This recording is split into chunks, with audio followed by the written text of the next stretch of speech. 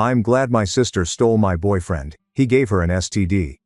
I found real love while she faced an incurable disease. She is now crying in regret. My sister Olivia chatted about herself for the third time that hour while I pushed food around my plate at the dinner table. Olivia treated every dinner like a TED Talk. Instead of a diamond ring, she tilted her hand to capture the light as she spoke, inspecting her manicured nails.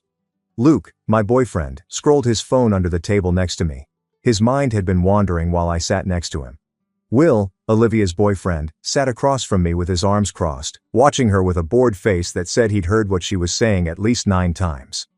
So, I've been thinking, Olivia remarked. She surveyed us like she was giving a keynote. Will said, "Here we go. I have this idea. It's kinda crazy, but hear me out." Olivia's glance curdled milk. He sat back and waited without flinching. I always believed Will was quiet because he was uninteresting. He'd learned that speaking up around Olivia was fruitless, so I thought he was silent. Olivia said, "I think you and I should swap boyfriends." I laughed out loud after blinking since she couldn't be serious. I looked at Luke expecting him to chuckle. He wasn't. He looked up from his phone and watched Olivia more intently than in 3 months. "I'm serious," Olivia said. She grinned as usual when she wanted anything. She looked sweet but felt threatened. She waved her hand at Will. "Think about it. Will is so boring. No offense, babe. He never wants to do anything spontaneous. He just wants to stay home and watch movies and cook dinner. It's like dating a retirement home." Will snorted softly. "Better than dating a tornado that destroys everything and calls it excitement," remarked. His speech was quiet but sharp. Olivia ignored him as if she hadn't heard him. Olivia added, "And Luke," leaning forward with her chin in her hand. "He's adventurous. He's fun. He's always down to try new things. I just feel like we'd be way more compatible." "It makes sense if you think about it." I fixated on her. "You're insane," I answered coolly. "I'm practical," she said. "Why should we both be stuck in relationships that don't fit when we could just trade? It's not like any of us are married, Ella." "Olivia, that is genuinely the dumbest thing I've ever heard you say. And you once told me you thought the sun and the moon were the same thing." "I was 12, she said. And stopped deflecting. "I'm offering you an upgrade." She waved at Will like a game show prize. Will lifted an eyebrow but said nothing. Cleared his throat. He said, slowly. "It's not the worst idea." Whole body cooled. My neck cracked as I turned to look at him quickly. "Excuse me?" Shrugging. He shrugged carelessly, making me want to throw my fork at him. "What? I'm just saying, might be fun to try something different. We've been together 3 years, Ella. Things get stale." I repeated, "Stale?" Flat and rough, my voice. "Yeah, don't act like you haven't noticed." I noticed. I expected us to fix it jointly, not use it as a pretext to exchange me for my sister. Olivia clapped. "See, Luke gets it. Come on, Ella, 1 month, that's all I'm asking. If it doesn't work out, we switch back and forget it ever happened. No harm done." "No," I answered. "Why not?" "Because it's crazy. Because you're my sister. Because this isn't a Netflix movie. Pick a reason." Her eyeballs were rolling so hard I believed they'd become stuck. "God, you're so dramatic. It's not that serious. Will doesn't care." She anticipated his response. "Right, babe? Tell her you don't care." Will stared at me. Despite his impenetrable demeanor, something sparked behind his eyes. Exhaustion. Possible amusement. Maybe pity. Whatever ends dinner faster. Olivia smiled like he proposed. "See?" She took a folded paper from her fancy purse. "I even drafted a little contract. 1 month minimum. No backing out early. No running to mom and dad. We all agree to give it a real shot." She pulled the paper toward me. The trap was, "Come on, Ella, live a little. Unless you're scared Will won't like you." I saw it when she said it. Olivia knew all my buttons from pushing them as kids. The prudent move was to stand and depart. Grab Luke, leave, and never mention this idiotic idea again. Luke was already reaching for the pen. "Luke!" I yelled. "Don't you dare!" He wrote his name without looking at me, like I wasn't there. Like 3 years meant nothing. "Relax, babe." He handed Olivia the paper. "It's just a month. Might be good for us. Shake things up. Might be good for us." Like I was wrong. Like I did something wrong to sour our friendship. Anger clouded my vision. 2 years I gave him. 2 years of justifying his laziness, selfishness, and inability to prioritize me. He compensated me by signing away our relationship over dinner without thinking. Olivia signed next, as dramatic and crazy as her personality. Will signed with a hasty scribble, still faintly amused. Everyone looked at me. Ella, Olivia whispered softly. Honey-wrapped poison. I should have left. I should have told them all to rot. Luke signed that form like he was looking for a way out. Something made me refuse to be the pitiful one imploring him to stay. I seized the pen, scribbled my name in angry strokes, and flung it hard onto the table, making it bounce. Olivia grinned. That flawless polished smile that never touched her chilly eyes. Trust me, she said. This is going to be the best thing that ever happened to you. She had no idea she was right. I thought I was screwed when I signed that deal. My lover desperately wanted out. He agreed before I could decline. I was stuck with a dull stranger my sister phoned. My sister didn't know this when she made me sign the form. Her dull, safe, uninteresting boyfriend. He was concealing something that would change everything. After learning the truth, she would go insane. 3 days later, Will texted me about coffee. I looked at the message for a minute, wondering if Olivia had put up a trap. But the text was easy. Just hello, no games. Figured we should actually talk since we're stuck together for 2 months. Coffee? I typed. Sure, before thinking. We planned to meet at a cafe between our apartments. Neutral ground. I arrived 20 minutes early, ordered a latte I didn't want to hold, and took a corner table. When Will entered, I almost didn't recognize him. I'd always seen him sitting next to Olivia, looking like he wanted to melt into the floor. He entered in a black t-shirt and pants, hands in his pockets, looking utterly different. Unburdened, relaxed. I saw him wave before he sat across from me. We were silent for a moment. He laughed softly and shook his head. He asked, "This is weird, right?" "It's not just me." "It's extremely weird," I said. "I keep waiting for Olivia to pop out from behind a plant and tell me this was all some elaborate prank that would require her to admit she was wrong about something," he said. "So, we're safe?" Snorted. I couldn't resist. I realized I'd never seen him smile before when he smiled. Not once throughout Olivia's year of dating him. "So," he murmured, resting in his chair. "How are you holding up with the whole Luke situation?" I clutched my cup and contemplated my response. The truth was that I'd alternated between wrath and embarrassment for 3 days. My polished response was that I was okay and managing it maturely. I went with honest. "I keep replaying it in my head," I said. He signed that form without looking at me, so I was gone in his mind. Will nodded slowly. "Yeah, that was rough to watch." "Was it obvious?" I asked. Our relationship was horrible from the outside. He pondered the subject. "I don't know if bad is the right word. It was more like he wasn't fully there. Every time I saw you two together, he was either on his phone or looking somewhere else. You'd be talking and he'd be checked out. I noticed because he stopped himself." "Because what?" "Because Olivia does the same thing to me," remarked. "Different flavor, but same energy. She's not checked out. She's just waiting for her turn to talk. Every conversation is just her waiting for an opening to bring it back to herself. The TED Talk thing." I add, "Exactly. I used to think maybe I was boring.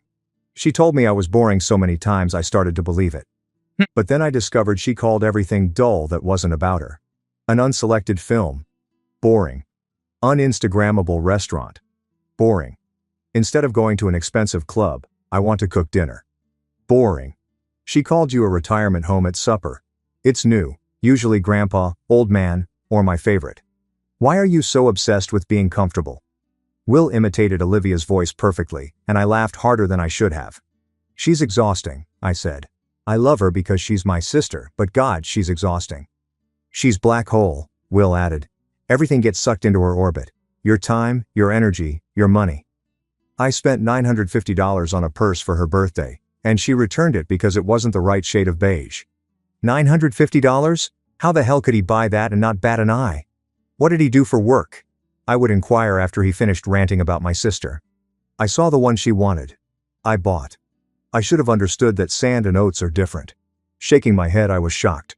Luke neglected my birthday last year, completely forgot. He forgot after I reminded him the week and day before. He yelled at me for being unhappy because birthdays aren't serious. Olivia demanded a surprise party and was upset that I invited her friends instead of beauticians. He responded, "I still don't know what that means." "It means she wanted hot friends for photos," I add. "Her friends are hot. Not hot enough, apparently. Something changed when we laughed. The discomfort vanished, and we were two battle veterans exchanging scars. Will, can I be honest with you? Please. When Olivia brought up this whole swap thing, I wasn't surprised. I was relieved. I've been trying to find an exit for months, but every time I brought up breaking up, she'd cry or threaten to tell everyone I was emotionally abusive or say she'd hurt herself. I was trapped.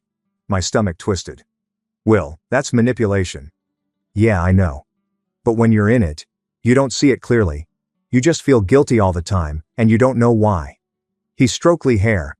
Anyway, I signed that contract because it was the first door she'd opened willingly. Even if it's only a month, it's a month where I don't have to pretend anymore. I understood that more than I wanted to admit. Luke made me feel like I was asking for too much. I whispered of my need for his attention. He made it feel like expecting him to remember things was demanding. I kept shrinking myself to fit into whatever space he left for me, and it was never enough. We both chose wrong, Will remarked. We really did. He smiled. His features softened with that modest smile. Well, silver lining. At least we're stuck with each other now instead of them. Is that a silver lining? I guess we'll find out. I grinned back. I felt something other than fury for the first time since that dinner fiasco. I felt seen. Hey, random question, I said. What do you do for work? I realized I don't actually know anything about you. Olivia never talked about you unless she was complaining. Will paused. Something flared on his face. He was deliberating on how much to share, not uncomfortable. I actually just quit my job, he stated 3 weeks ago. Oh. I attempted to remain indifferent. So, how did he afford the $950 bag? Was he secretly a trust fund baby? His coffee sipped. Are you looking for something new, or not exactly? I quit because I don't need to work anymore. He nervously laughed. This is going to sound insane. I won the lottery, actually won. Not like $100. I mean, I won millions, choking on my latte. After coffee went down the wrong pipe, I coughed for 30 seconds while Will offered me napkins, appearing worried. Sorry, he said. I probably should have led with that. Wheezed. You probably should have. Millions. Yeah, millions, plural. Yeah. And Olivia doesn't know. Nobody knows. I haven't told anyone. I didn't even tell Olivia because... He stopped and stared at me expectantly. Their connection was instant. Because she'd never let you go. He said. Because she'd never let me go. She'd suddenly love everything about me. The staying home. The cooking. The comfortable, quiet life. All of it would become perfect the second she found out there was money attached. Back in my chair, I watched him. This man my sister had thrown away because he wasn't exciting enough. This man she called boring and safe and compared to a retirement home. He was a millionaire, and she had absolutely no idea. She's going to lose her mind, remarked I. Will set his jaw. Yeah. He admitted gently. I know. A millionaire. This man my sister threw away because he wasn't exciting enough had just won millions of dollars. No one knew my sister better. I knew how she felt when she didn't get her way. But Olivia not getting something she never knew existed, that was one thing. Olivia finding out she had it and gave it away, that was going to be nuclear. The only question was how long until she found out. Really, it wasn't long. Will called his mom a week later to tell her the mortgage was paid. When he called, I was sitting next to him on his couch and saw his face light up as she shed happy tears. It was one of the most honest moments I'd seen. We didn't understand Olivia had returned unexpectedly with the key she refused to give back. In the hallway she heard him exclaim, "Finished, Mom. Everything, you and Dad never have to worry about the house again." We heard a banshee-like wail. It was Olivia. "How?" Olivia shouted, bursting into the living room in fancy heels like a tornado. "Will, you paid off a mortgage for hundreds of thousands. How? Where did you get that much?" Will grew pallid. After the call with his mom, he stood slowly. "Olivia, you need to leave." "I'm not going anywhere until you tell me what the hell is going on," she said. Her frenzied eyes darted between me and Will like she was solving a life-ending problem. "You drive a 10-year-old automobile and work normally. You said you couldn't afford Cabo for my birthday, but now you're paying off mortgages." "It's none of your business," Will said. Although his voice was steady, his hands shook slightly. "We're not together anymore. Remember? You made sure of that." Olivia snapped at me. "You? You knew.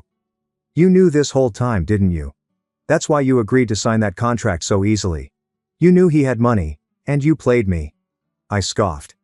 Are you hearing yourself right now? You proposed the swap, you wrote the contract, you forced everyone to sign. I didn't even want to be part of this ridiculous situation, but you and Luke made that choice for me. No way this is a coincidence, Olivia insisted. Her voice rose and became more erratic with each word. You must have found out somehow. Maybe you went through his stuff. Maybe you hacked his bank account. I don't know how, but you knew, and you stole him from me. I said, I didn't steal anyone. You discarded him. Olivia, you presented him to me on a silver platter because you wanted my inattentive, checked-out lover instead. No one compelled you do it. She shouted, I didn't have all the information. If I had known. If you had known he was rich, you would have pretended to love him. I completed. He knew you'd only desire him for his money, so he didn't tell you. See you now, proving him right. Olivia's face looked red for the first time. She looked like she was about to explode. It's unfair, she cried. I deserve to know these things. We were together for a year. You should have told me. Why? Will whispered. You may suddenly find me interesting. To pretend staying home, cooking, and living comfortably wasn't boring anymore. Olivia, I know how that conversation would have gone. You would have liked everything about me the second you found out there was money connected. That's why I never told you. Olivia opened her mouth to reply but said nothing. One time she had nothing to say. The door slammed as she grabbed her bag and left, knocking a picture frame from the wall. That seemed like the end. Was wrong. My mother's calls flooded my phone the next morning. She said Olivia had called an emergency family meeting and I needed to come home straight away when I replied. Simply no excuses. Olivia was ready when I entered my parents' living room an hour later. I saw her cuddled up on the couch with a blanket around her shoulders, tissues around her, and red, puffy eyes from skillfully timed tears. My mom rubbed her back while sitting next to her. My dad looked uncomfortable near the fireplace. Ella, my mom murmured in that gentle, sad voice she kept for when she believed I'd done something wrong. We need to talk to Will. Let me guess, I responded. Olivia told you her version and now I'm the bad guy. No one said that, my mom answered. Your sister hurts. Olivia wailed. I just want things to go back to normal. I erred. Yes, I admit. I should not have proposed swapping. Ella is sticking it in my face and won't switch back, which is unfair. A mistake? You planned this for weeks, I repeated. You wrote a contract. Olivia, you brought a pen to dinner. I didn't know what I was giving up, Olivia said. He hid stuff. He concealed his identity. How could I decide fairly without all the facts? So now it's his fault you treated him like garbage? I asked. His bank statements were free. You should have loved him. Not used him. Dad swallowed. Ella, your sister may be right.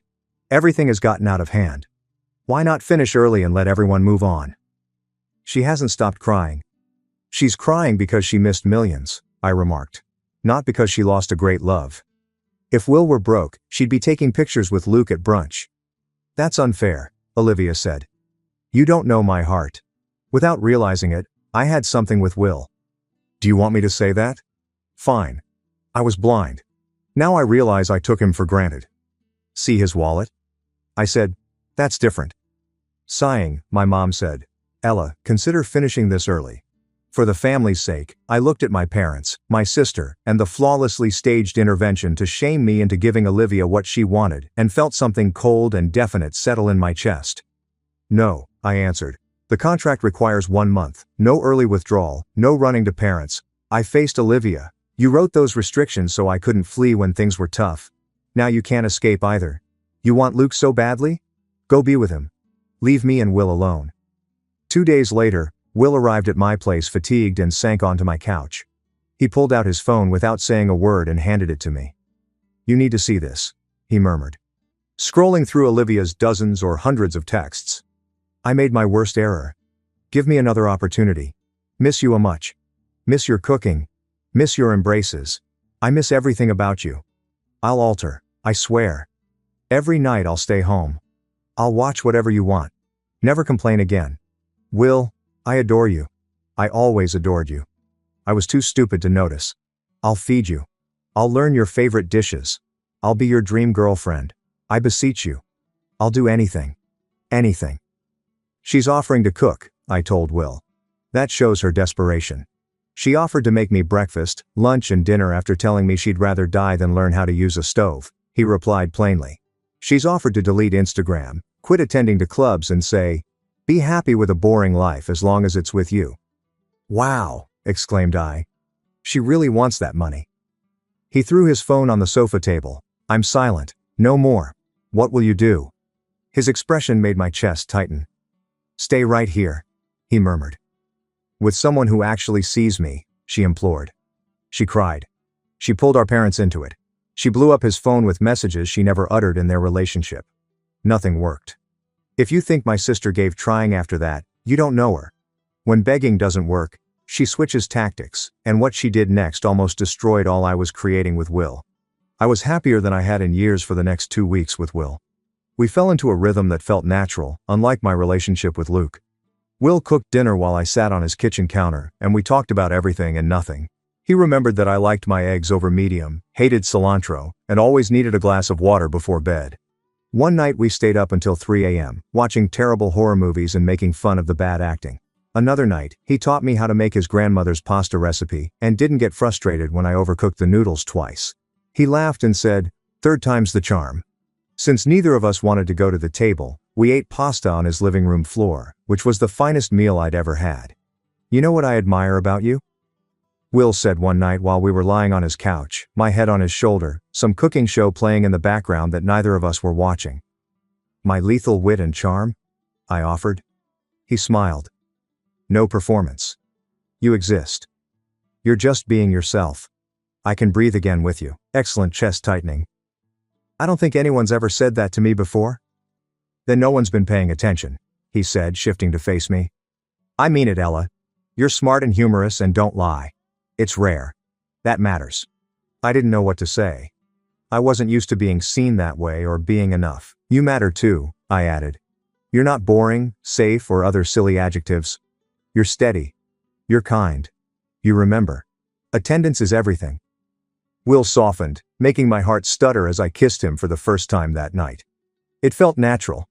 Our first actual date was at a small Portuguese restaurant Will loved.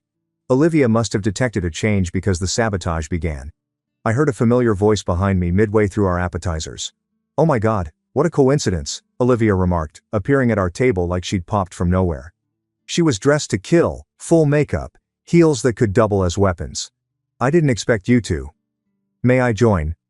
I answered. Yes. We mined. Despite me, she pulled up a chair between us. How's it going? She asked, staring at Will. I hope we're getting to know each other slowly. You shouldn't rush anything serious. Rebound partnerships fail. This isn't a rebound, Will answered calmly, but his jaw tightened. Olivia, you weren't invited. I'm watching out for you two, she said sweetly. Ella has a bad relationship history and I don't want Will to get harmed. You deserve someone loyal. Like you stayed? I asked. You swapped him for someone more exciting? Olivia smiled briefly. I erred. I've admitted. But Ella rushing into something with you won't help.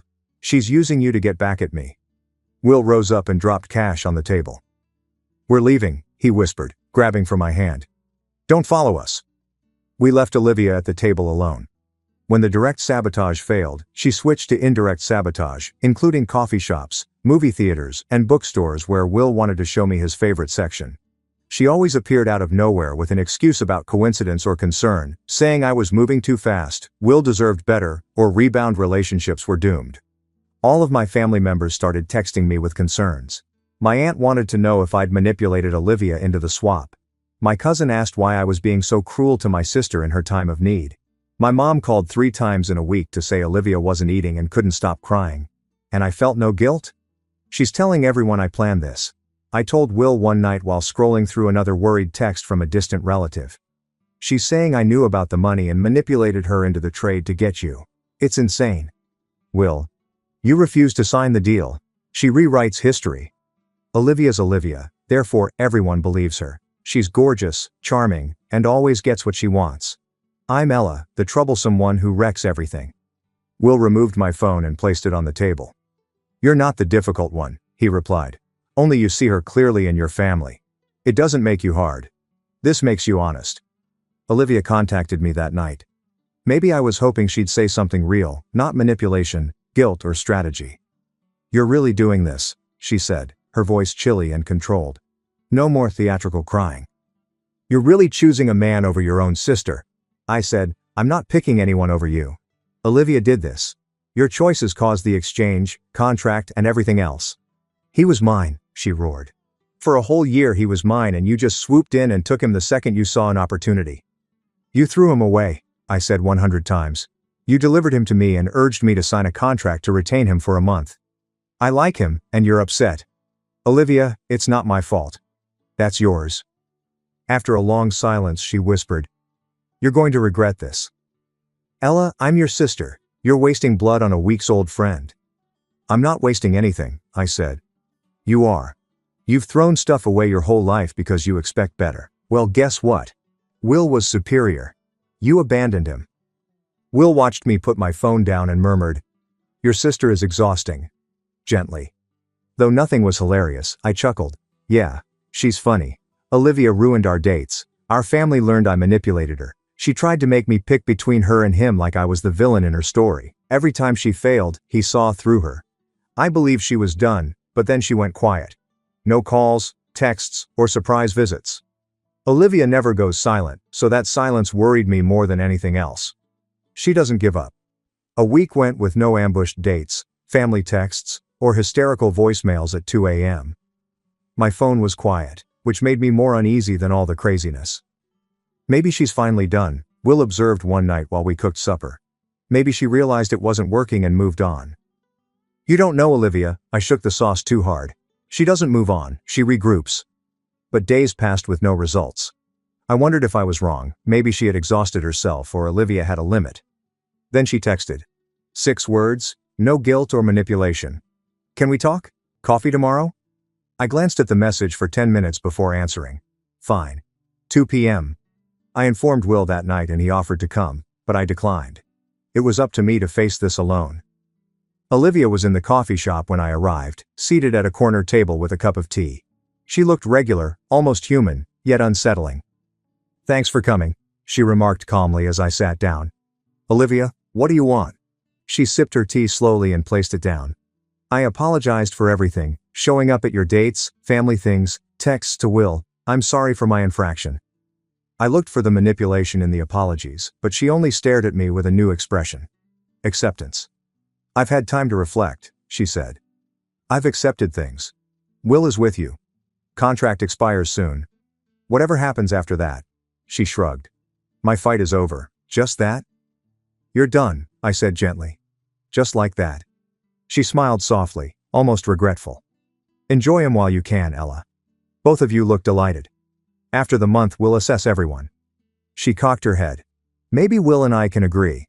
Something about the way she said, "Enjoy him while you can," made my stomach spin as if she knew something I didn't.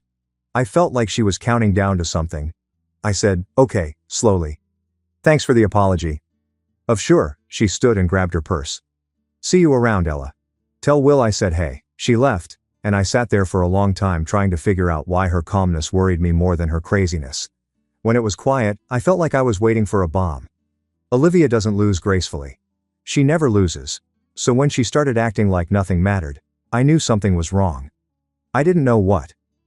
Then my phone rang at 2 a.m. She was crying so hard I couldn't understand her, and what she told me altered everything for everyone.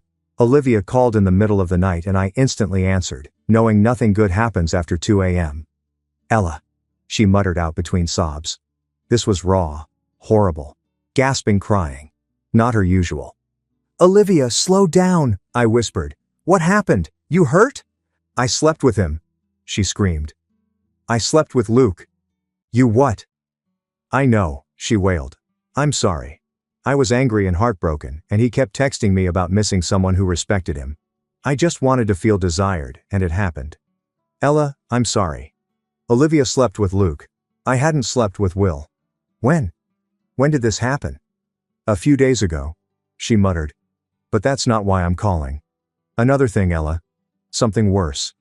Badder than my sister sleeping with my ex-boyfriend. I couldn't fathom anything worse. He told me after," Olivia said, her voice shaking. "After bedtime, he told me he has something. An STD. He found out a few weeks ago, but he was embarrassed to tell anyone. The room spun, and I grabbed my mattress's edge to stabilize myself. He has what? I don't know what, Olivia sobbed. He wouldn't say. He basically apologized and said I needed to be tested. His tone was casual, Ella. Like he hadn't ruined my life. Luke and I had slept together 2 days before the swap. I remembered it because it felt like a last attempt to fix something broken. I thought reconnecting physically would help. It didn't. Now that night could have cost me everything. Olivia. I whispered slowly, shivering. If Luke discovered something a few weeks ago, he had it when we were together. I slept with him 2 days before swapping. Olivia's raspy breathing was the only sound on the line. She was too preoccupied with her own dilemma to consider mine. Oh God, she whispered. Oh God, Ella. I didn't even think. No, you didn't, laughed. You never do. I hung up and called Will, who answered on the second ring, sleepy. Ella, what was wrong? I rushed to tell him everything, shivering so violently I could scarcely grasp the phone, saying I'm coming over. Don't move. He arrived at my flat in 15 minutes, hugged me without saying a word, and we stood in my doorway for what felt like forever while I attempted to breathe. We need to get tested, I mumbled against his chest. Both of us, if I have something and we've been together. Hey, Will said, looking at me. I haven't slept with anyone else, so whatever's happening, I'm not worried about me. He caressed my face. I'm worried about you and we'll work this out together. Okay? I nodded despite feeling bad. We arrived at the clinic immediately. Luke arrived 5 minutes later, looking annoyed like he'd been dragged out of bed for something inconvenient. This is ridiculous, Luke muttered as we all entered. I told you it's probably nothing serious. You're all overreacting. Overreacting? Olivia screamed, drawing attention from many in the waiting room. Luke, you told me after sleeping together, it's not overreacting. That's murder attempt. That's not attempted murder, Luke answered plainly. Olivia shouted, I don't care what it means. You should have told me. Who does that? Will said, the kind who didn't want this exact conversation. I'm not the bad guy. Found out and told people. This is more than most men would do. A medal for the minimum? I asked. You had something and slept with people. Not honest, Luke. That's reckless. I didn't keep sleeping with people, said. I slept with Olivia one time after I found out, and I told her right after. Right after isn't before, she said. Right after doesn't protect anyone.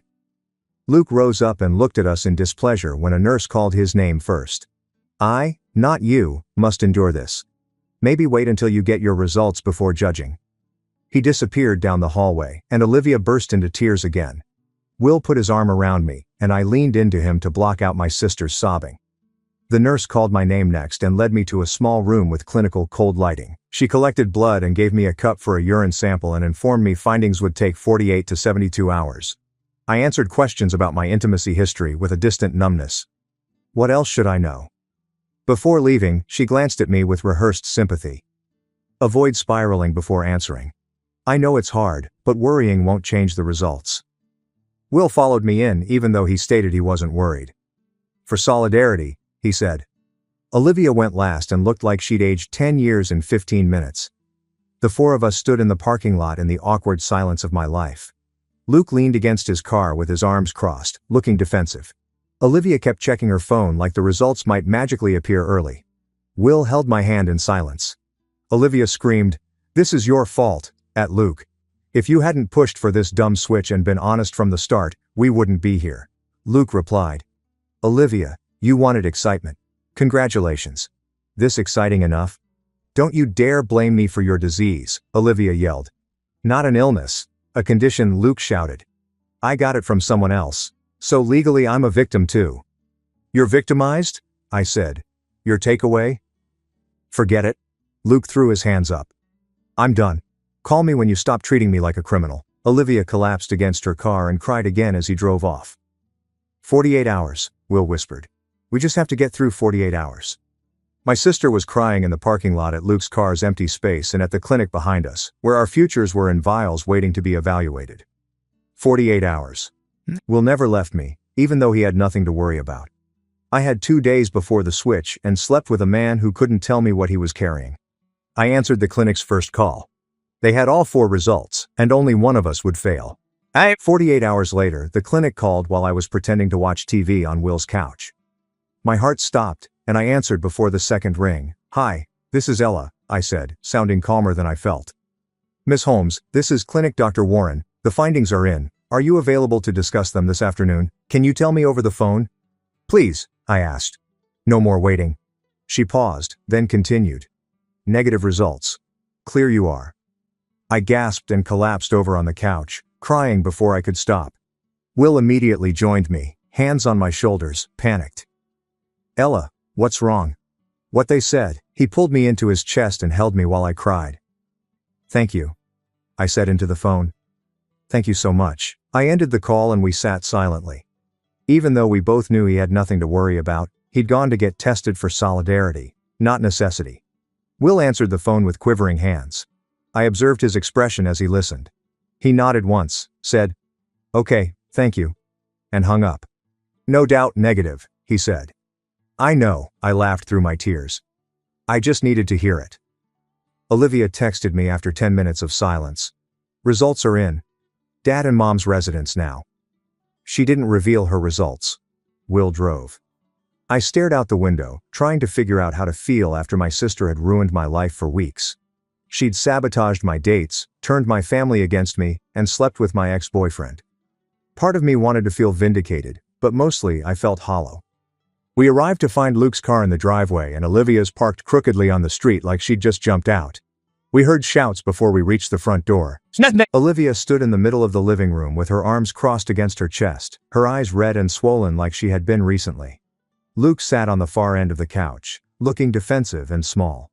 My parents seemed lost near the kitchen doorway. "Finally," Olivia murmured, seeing me. "Everyone's here. What's happening?" Olivia shakily said, "I wanted everyone to hear this together."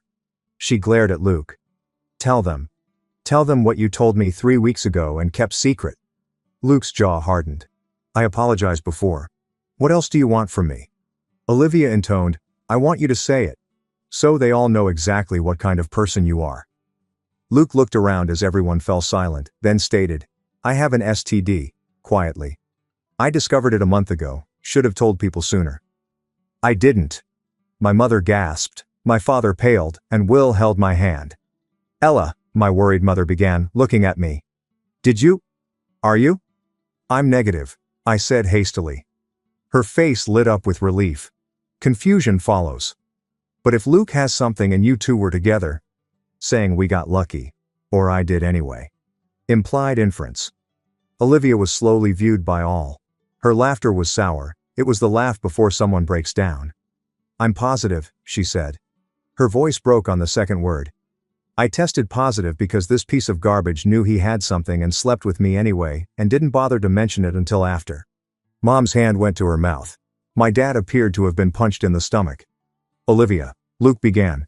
"I swear I didn't know how serious it was.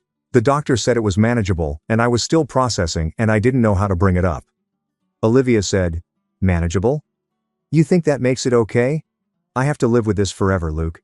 Every relationship I ever have for the rest of my life is going to start with me explaining that my disgusting, reckless ex-boyfriend infected me because he was too much of a coward to be honest."